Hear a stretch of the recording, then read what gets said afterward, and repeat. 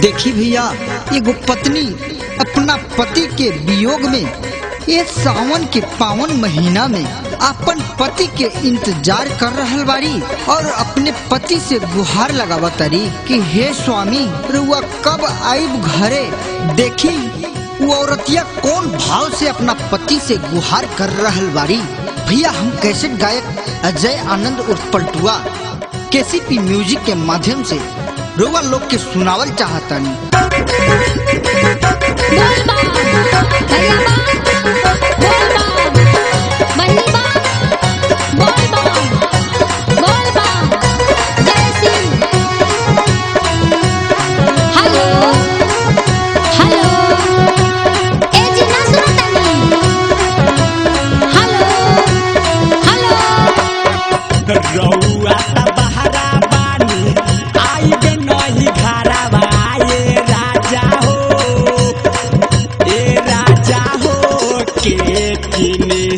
लहाई कावरावा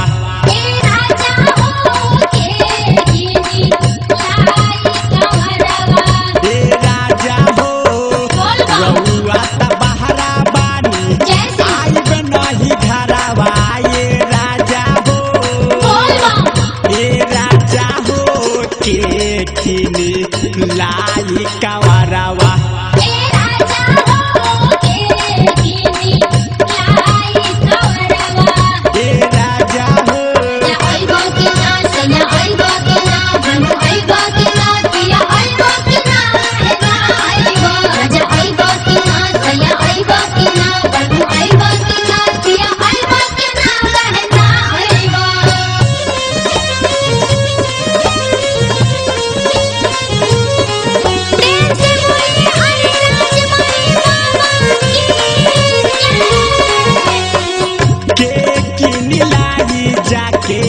गेरुआ रंग सरिया देवरा बारे लइका कैसे जइहे बजरिया।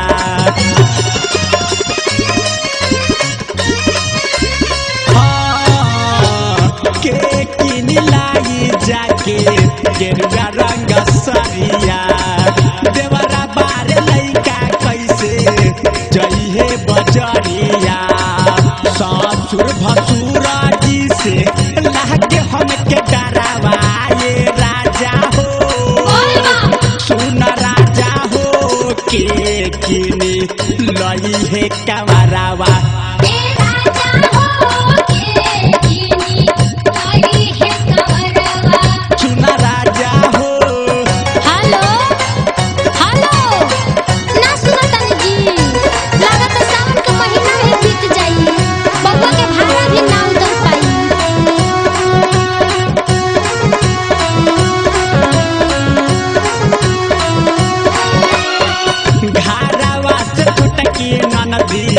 बड़की दीदी जाता कहिया आइब घरे रउआ सावन बीतल जाता। राजा घरवा से छोटकी ननदी बड़की दीदी जाता कहिया आइब घरे रउआ सावन बीतल जाता। बबुआ के भागल बाटे उतरी कैसे भरावा। ये राजा हो सुन राजा हो के किनी